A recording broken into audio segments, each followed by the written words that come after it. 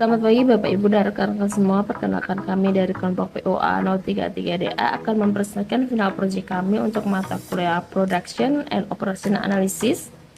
Topik yang kami pilih adalah Formula Back, sebuah studi yang membahas analisis produksi dan operasi pada industri sepeda keluarga. Presentasi disusun oleh tim kami yaitu dengan Syahriani Sri Wahyuni bersama dengan rekan-rekan yaitu Riki Setiawan, Gunawan Hasoloan, Gali Barka, dan Unggul Manurung. Berikutnya kami menjelaskan latar belakang dan rumusan masalah. Lavender Break adalah produksi sepeda anak usia 7-10 tahun yang mengalami lonjakan permintaan global selama pandemi. Hal ini dipicu oleh trennya hidup sehat yang meningkat. Namun, lonjakan penjualan ini membuat tantangan serius terutama dalam perencanaan produksi, pengelolaan kapasitas, dan penjadwalan tenaga kerja. Situasi ini mendorong perusahaan untuk mengembangkan sistem operasi yang lebih efisien, mulai dari peramalan permintaan, perencanaan agregat, penentuan harga, sehingga pengaturan jadwal kerja dan kapasitas produksi. Berdasarkan kondisi tersebut, kami merumuskan beberapa pertanyaan utama yang akan dijawab dalam penelitian ini, yaitu pertama, bagaimana metode peramalan terbaik untuk memprediksi permintaan. Yang kedua, strategi perencanaan agregat yang paling efisien. Yang ketiga, penyusunan MPS. Yang keempat adalah bagaimana struktur produk dan bill of material digunakan untuk menyusun MRP. Yang kelima, metode load sizing dan sistem Kanban yang paling optimal. Yang keenam, jumlah optimal tenaga kerja dan mesin yang dibutuhkan. Dan yang terakhir adalah proyeksi kebutuhan pembangunan fasilitas baru. Setelah memahami permasalahan di hadapi Lavender Break, langkah pertama yang kami lakukan adalah menentukan metode peramalan yang tepat untuk memprediksi permintaan. Peramalan atau forecasting adalah proses memperkirakan nilai atau tren masa depan berdasarkan data historis. Dalam konteks produksi, peramalan digunakan untuk memprediksi permintaan produk secara akurat. Tujuannya antara lain untuk mendukung perencanaan produksi dan persediaan, menghindari kelebihan atau kekurangan stok, serta mengoptimalkan efisiensi biaya operasional. Ada beberapa metode peramalan yang paling dipertimbangkan, yaitu pertama moving average, yang kedua time series decomposition, yang ketiga adalah Hodge method, yang keempat adalah Winters method. Setelah memahami berbagai metode peramalan, kami melakukan perhitungan menggunakan data historis penjualan Lavender Break untuk menentukan metode yang paling akurat.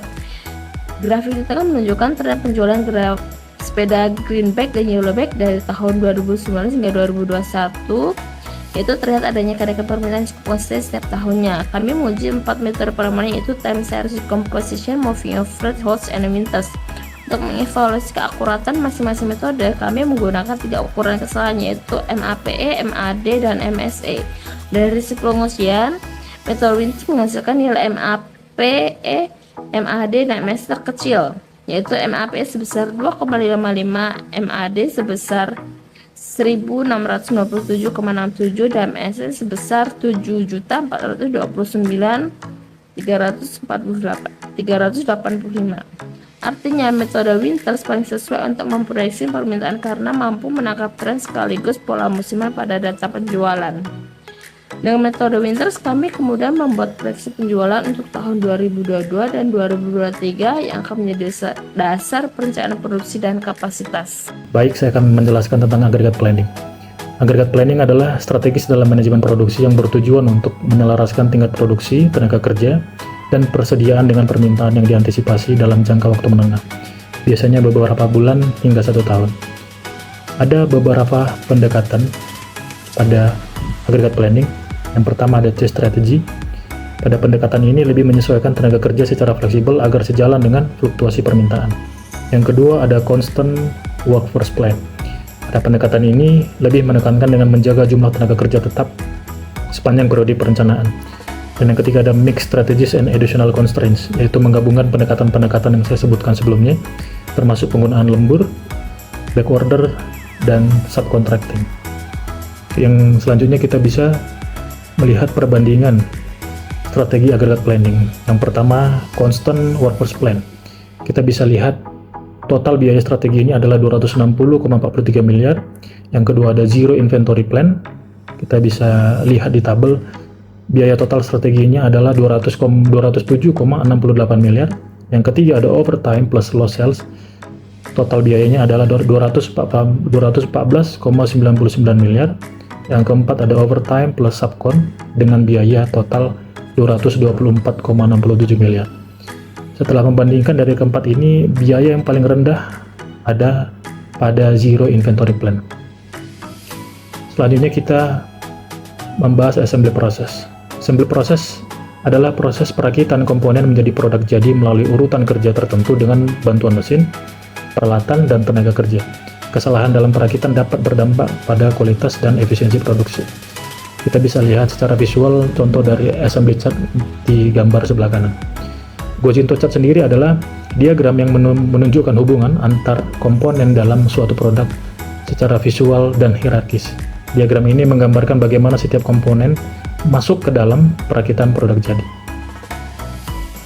Baik, selanjutnya saya akan menjelaskan mengenai bill of material. Jadi bill of material merupakan daftar struktur yang digunakan untuk merakit suatu produk.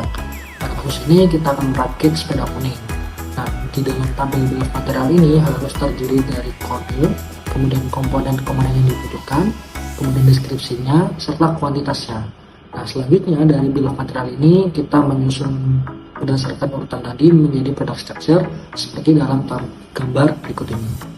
Nah, dari bill of material ini selanjutnya kita akan membuat namanya MPS atau Master Production Schedule. MPS sendiri merupakan rencana untuk merinci produk apa yang akan diproduksi, kemudian jumlahnya berapa, serta kapan bahan tersebut dibutuhkan. Nah, di sini tertera bahwa untuk safety stock sebanyak seperti dalam tabel dengan lead time 1, maka MPS yang dibutuhkan untuk perakitan sepeda kuning ini sebagai berikut. Nah, data yang digunakan untuk membuat MPS merupakan data permintaan atau demand di tahun 2022. Nah, selanjutnya dari data MPS ini kita akan membuat namanya MRP atau Material Requirement Planning. MRP ini merupakan rencana untuk pengendalian produksi untuk memastikan ketersediaan bahan baku supaya bahan baku ini tepat waktu dan jumlahnya sesuai. Nah, di perakitan sepeda kuning ini sebagai contoh kita mengambil SMB3. Di SMB3 ini dia memiliki lead time 1. Nah, karena sebelumnya dia periodenya juga lead time yang 1, maka di bulan November 2021 untuk komponen SMB3 ini harus tersedia di plan order release-nya, yaitu di 48.480, sehingga seterusnya kita hitung selama satu periode. Nah, kita perhatikan juga untuk kuantitas serta lead time-nya. Dan untuk komponen hub, karena komponen hub ini merupakan anak dari komponen SMB3, maka kita harus memperhatikan jumlah kuantitas serta lead time-nya.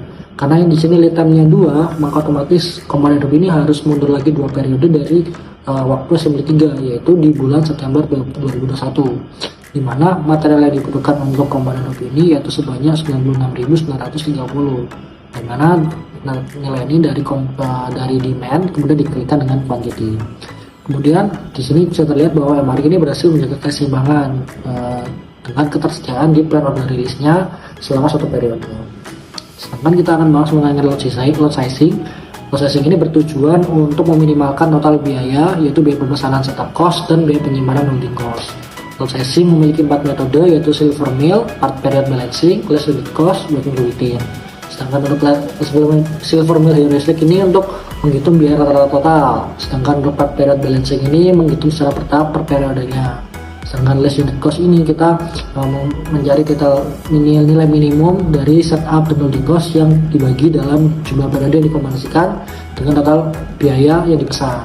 Sedangkan untuk working routine ini menggunakan algoritma dynamic programming untuk menghitung solusi minimum secara bertahap.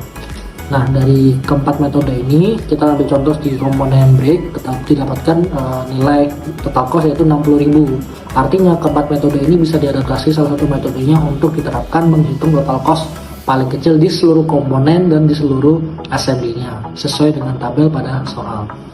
Baik, pada slide berikutnya yaitu Kanban System. Kanban adalah metode kontrol produksi dan persediaan dari Jepang yang memakai kartu atau sinyal visual untuk mengatur kapan barang perlu diproduksi atau dipindahkan. Ini membantu proses produksi berjalan lancar, teratur, serta tetap sesuai permintaan aktual, sehingga inventory berlebih bisa dihindari.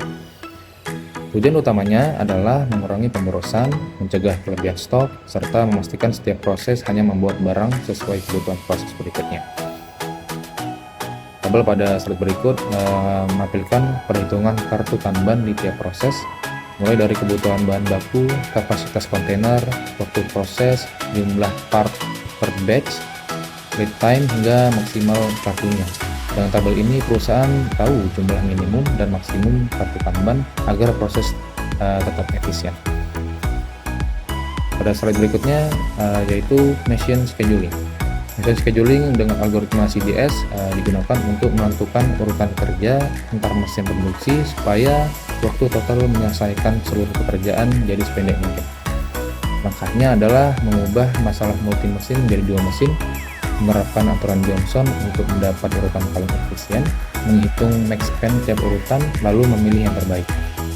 Tabel dan diagram berikut menunjukkan urutan alternatif dan blok waktu proses di masing-masing mesin.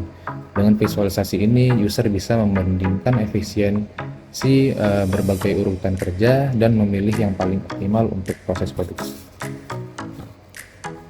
Slide berikutnya itu operator scheduling. Operator scheduling adalah penjadwalan tenaga kerja untuk membagi beban kerja setiap hari di lantai produksi.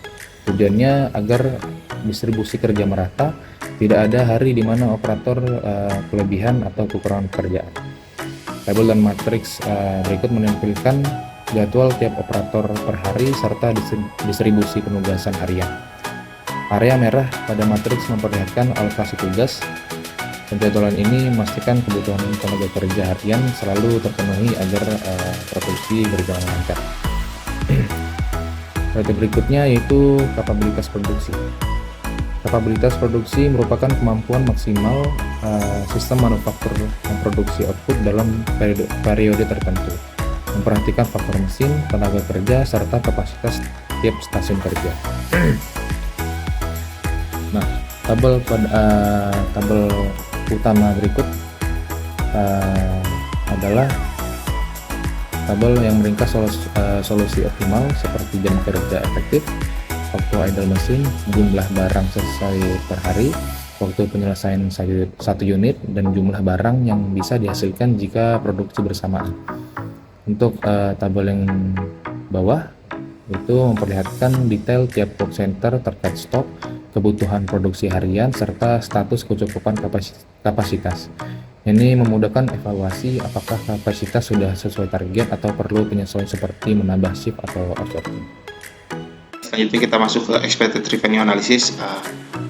Seperti perhitungan sebelumnya, total biaya yang harus di-spend oleh perusahaan sebesar 224.671 juta dengan revenue pada tahun 2022 sebesar 1.139 juta sekian. Maka dari perhitungan itu perusahaan dapat membuat warehouse baru atau juga plan produksi baru. Jika membuat warehouse baru, revenue yang akan didapat sebesar 818 miliar. Jika membuat plan produksi baru, itu revenue yang akan dapat sebesar 812 miliar. Selanjutnya berikut adalah alur project, dimulai dari forecasting, perencanaan agregat, assembly proses, BOM, MPS, MRP, sistem Kanban, yang sistem Kanban untuk controlling. Setelah itu schedule untuk mesin dan juga operator, dan terakhirnya diakhiri dengan scheduling atau penjadwalan produksi yang tujuannya untuk menghindari bottleneck, mengantisipasi permintaan pasar, dan lainnya. Selanjutnya di kesimpulan, dari case ini kita dapat simpulkan bahwa peramalan terbaik itu yaitu metode Winter, dan juga strategi perencanaan agregat yang paling efisien adalah Zero Inventory Plan. Dari jadwal produksi utama atau MPS terbukti mampu memenuhi permintaan bulanan. Dari hasil perhitungan untuk lot sizing juga keempat metodenya sama memberikan hasil total cost yang minimum untuk masing-masing komponen. Berdasarkan dari proyeksi permintaan dan analisis pendapatan, perusahaan juga layak membangun pabrik baru dengan net revenue sebesar 812 miliar sekian, atau juga gedung untuk warehouse baru dengan net revenue-nya 818 miliar. Sekian presentasi dari kelompok kami. Terima kasih. Mohon maaf apabila ada salah-salah kata. Apabila ada pertanyaan, dipersilakan. Terima kasih.